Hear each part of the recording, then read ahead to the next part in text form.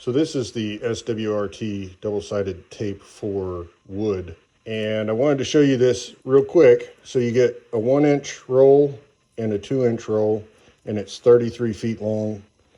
This is that other brand that a lot of people use for sticking, wood to wood or wood to other, like a mold or something for doing a router mold. The difference with the SWRT is that this is no residue and it's designed specifically for woodworking. The other one is designed for carpet work, so they don't care about, residue getting stuck on the wood or anything like that, really. So what I'm going to do is I'm going to stick this down and you'll be able to see it, and then I'll cut it.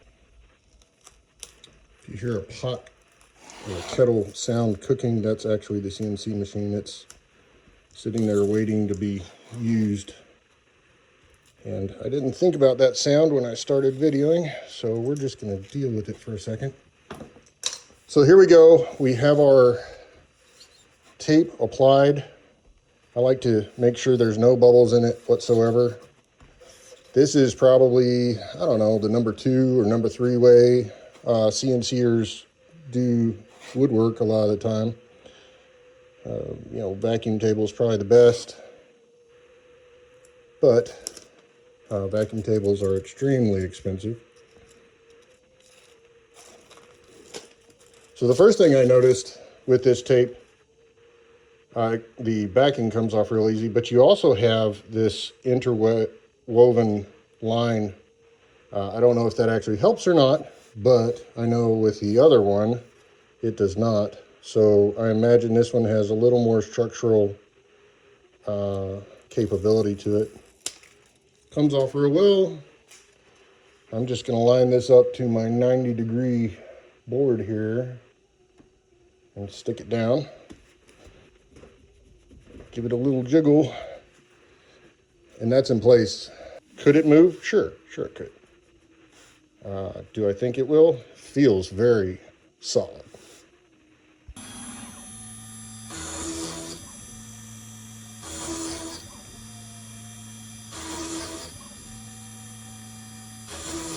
The coolant didn't come on, so that's an interesting problem I'll have to figure out.